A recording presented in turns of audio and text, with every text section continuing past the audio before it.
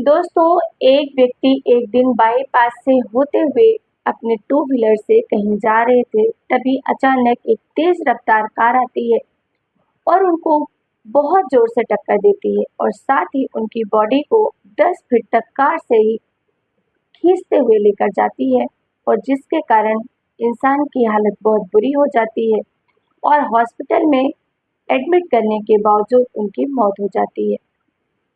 लेकिन ये खबर इतनी ज़्यादा सुर्खियों में आती है क्योंकि वो कोई साधारण इंसान नहीं बल्कि एक सब इंस्पेक्टर थे और साथ ही जिन्होंने उनकी हत्या की थी, ये कोई आम दुर्घटना नहीं थी बल्कि एक सोची समझी साजिश थी उनके अपनों के द्वारा।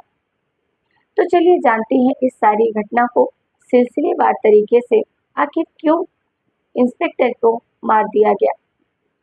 दोस्तों नमस्कार, मैं ज्योति सिंह आपके अपने चैनल क्राइम शूट में आप सभी का हार्दिक स्वागत है।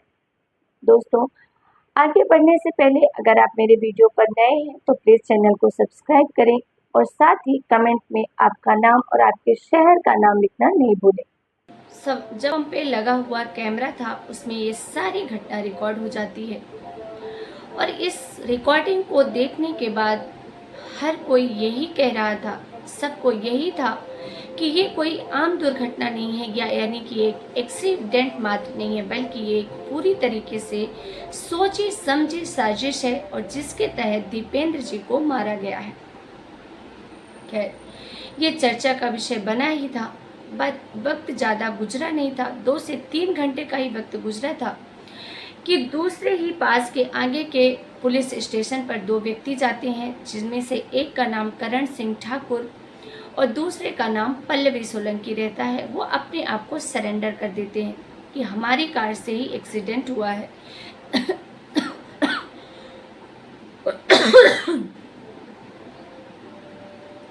अपने आप को सरेंडर करते हैं और कहते हैं कि हमारी कार से है एक्सीडेंट हुआ है। अब जब वो दोनों वहाँ पर जाते हैं तो लोगों को उनकी जो पुरानी रिश्ते थे, जो पुरानी बातें थी, वो सब याद आ जाती हैं और सभी को कहीं ना कहीं अंदेशा हो जाता है कि इसके पीछे की ये साजिश हो सकती है। खैर, पुलिस अपनी पूछताछ में लग जाती है और साथ ही जब पुलिस पूछताछ में ये बात निकल कर सामने आती है तो हर किसी को भी यकीन कर पाना मुश्किल लग रहा था क्योंकि इसकी जो कहानी थी वो काफ़ी सालों पहले से चली आ रही थी। दोस्तों, बहुत समय पहले की बात है, यानी कि लगभग 5 से 6 साल पहले की बात है। जो करण सिंह ठाकुर और पल्लवी सोलंकी होते हैं वो दोनों आपस में बहुत अच्छे दोस्त होते हैं। करण ड्राइवरी का काम करता था, पल्लवी वहीं सब इंस्पेक्टर की एमपी पुलिस में थी। दोनों की बातचीत शुरू होती है और धीरे धीरे इनकी दोस्ती कब प्यार में बदल जाती है किसी को भी कुछ पता नहीं चलता। इनकी दोस्ती प्यार की गहराइयों तक चली जाती है। एक दिन करण हिम्मत करके पल्लवी के पापा के पास जाता है और कहता है कि मुझे आपकी बेटी से शादी करनी है। हम दोनों एक दूसरे से बहुत प्यार करते हैं और एक साथ ही अपनी ज़िंदगी बिताना चाहते हैं। और इस बात पर जो पल्लवी के पापा थे वो बहुत नाराज़ हो जाते हैं और बहुत उसको डांटते हैं और अपने घर से बाहर भेज देते हैं। साथ ही ये कहते हैं कि तुम मेरी बेटी के आसपास भी मत दिखना। मैं किसी भी कंडीशन में, चाहे कुछ भी हो जाए, मैं अपनी बेटी की शादी तुमसे नहीं कर सकता। हालांकि करण सिंह ठाकुर के जो घर वाले थे वो इस शादी के लिए तैयार थे, लेकिन जो पल्लवी थी उसके घर वाले बिल्कुल भी तैयार नहीं थे। इस तरीके से गांव में पंचायत भी लगाई जाती है, लेकिन फिर भी किसी भी तरीके से पल्लवी के पापा इस रिश्ते के लिए राजी नहीं होते और इस तरीके से दोनों परिवार एक दूसरे पर ना किसी तरीके का लांछन लगाते हैं और ना ही कोई आरोप प्रत्यारोप होते हैं। दोनों को यही समझाइश दी जाती है कि अगर ये रिश्ता नहीं हो सकता तो दोनों अपने अपने रास्ते जाएं, दोनों अपने अपने रास्ते अलग करें। वक्त गुजरता रहता है, कुछ महीने बीतते हैं कि उसके बाद पल्लवी के पिता पल्लवी की शादी कहीं और तय कर देते हैं। पल्लवी की शादी की सारी तैयारियां हो जाती हैं, सारा सामान आ जाता है, कार्ड छप जाते हैं।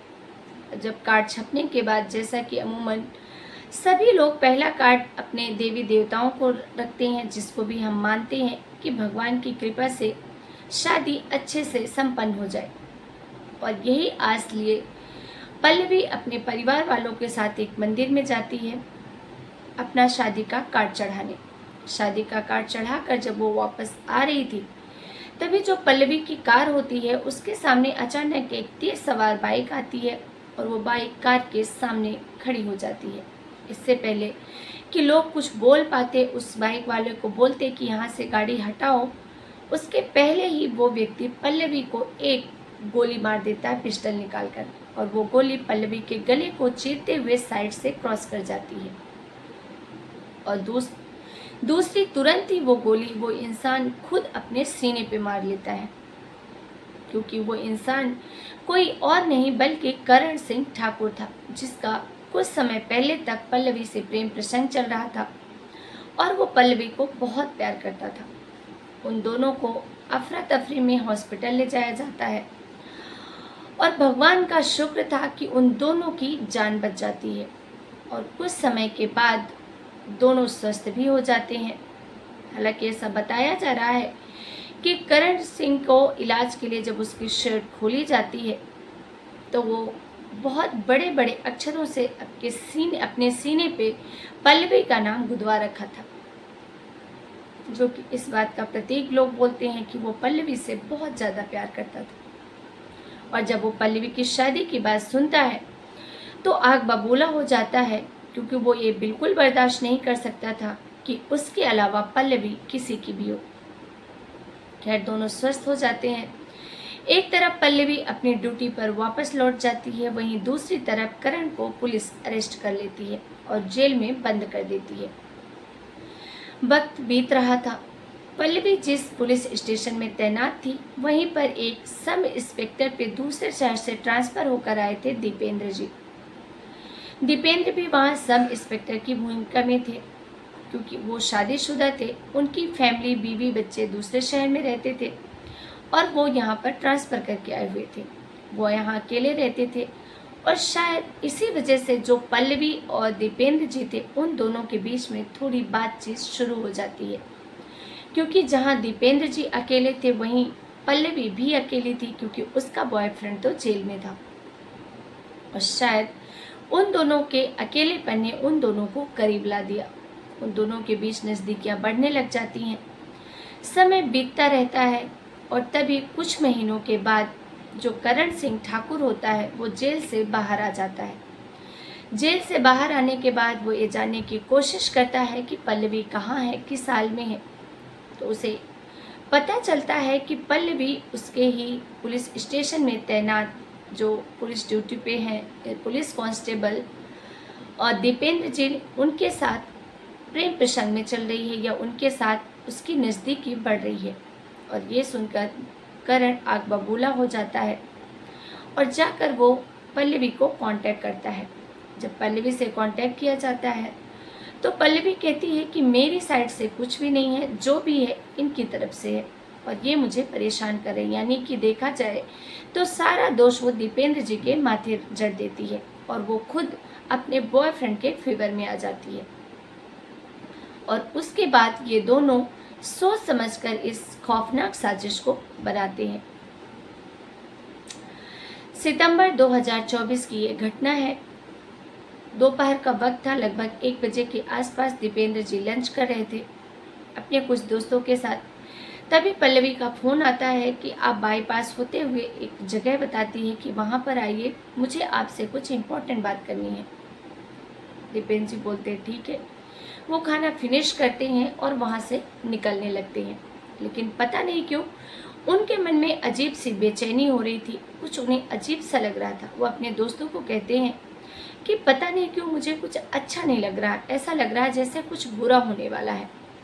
आप लोग खाना फिनिश करके जल्दी से मेरे पीछे आइए जहाँ मैं जा रहा हूँ।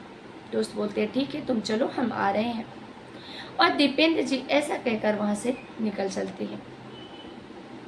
हालांकि उनके जो दोस्त होते हैं उन्होंने इस बात को बहुत ज़्यादा गंभीरता से नहीं लिया था, पर क्योंकि उन्होंने दीपेंद्र जी ने बोला था, वो बोले चलो बोल के गए हैं, देखते हैं क्या है। वो भी पीछे पीछे निकलते हैं कुछ समय के अंतराल में, लेकिन इससे पहले कि वो घटना को रोक पाते उसके पहले ही तेज रफ्तार कार आती है और दीपेंद्र जी को टक्कर मारती है। टक्कर इतनी जोर की थी कि गाड़ी के पुर्जे सभी अलग हो जाते हैं और साथ ही जो दीपेंद्र जी थे वो हवा में उछलकर कार की बोनट पर जा गिरते हैं। उसके बाद भी कार रुकती नहीं, बल्कि उनको घसीटते हुए 10 फीट तक ले जाती है और जिसकी वजह से उनको काफ़ी गंभीर चोटें आती हैं। पुलिस वहाँ पे सिविल थाने हॉस्पिटल में उनको एडमिट किया जाता है और साथ ही उनको वहाँ से रेफर भी किया जाता है क्योंकि उनको गंभीर चोटें थी। पटना के लिए उनको बोला जाता है। जब पटना ले जाया जाता है वहाँ डॉक्टर उन्हें बचा नहीं पाते और उनकी मौत हो जाती है। और जो पल्लवी और करण होते हैं वो दोनों अपने आप को सरेंडर कर देते हैं, जो कि सलाखों के पीछे अभी भी हैं। तो दोस्तों, अभी जो भी घटनाक्रम सुनने में आ रहे हैं, जो भी ऐसे हत्याकांड सुनने में आ रहे हैं, जो भी क्राइम सुनने में आ रही है, उसमें से 90% क्राइम सिर्फ और सिर्फ अवैध संबंधों की वजह से है। एक तो अवैध संबंध और दूसरा हवस, अपने रिश्तों के साथ वफादार ना होना, रिश्तों की मर्यादाओं को तोड़ना कि हमारा रिश्ते में कौन क्या लगता है, हमारी उम्र क्या है। कुल मिलाकर जो सारी चीज़ें निकल कर बाहर आ रही हैं हमारे समाज में, अभी अवैध संबंध और हवस वासना अति से अति हो रही है और जिसकी वजह से पूरे के पूरे परिवार उजड़ रहे हैं। वो इंसान तो अपने जीवन से हाथ धोता ही है, लेकिन उसका खामियाजा पूरे परिवार को भुगतना पड़ता है। तो दोस्तों, इस घटना को सुनाने का उद्देश्य किसी की भी भावनाओं को आहत करना नहीं है, बल्कि आपको सचेत करना है, जागरूक करना है। सुरक्षित रहिए, सावधान रहिए, जितना ज़्यादा हो सके अपनों का अपना ख्याल रखिए। फिर मिलेंगे एक नई सच्ची क्राइम घटना के साथ। तब तक के लिए आप सबका बहुत बहुत धन्यवाद। अगर आपने अभी तक हमारे चैनल को सब्सक्राइब नहीं किया है और आप ऐसी क्राइम स्टोरी सुनने में इंटरेस्ट रखते हैं, जानने में इंटरेस्ट रखते हैं, तो प्लीज़ हमारे चैनल को सब्सक्राइब करें। फिर मिलेंगे। जय हिंद, जय भारत।